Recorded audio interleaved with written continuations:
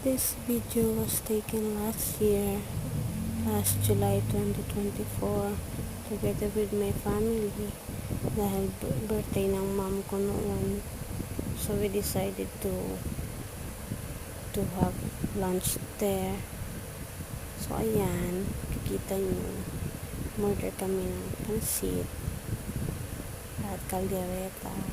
And then yan, nilibot namin ng kaunti yung lugar nila. And then sa that time, konti lang yung tao. So, kahit pa paano pag-stroll kami dyan. Tingin-tingin.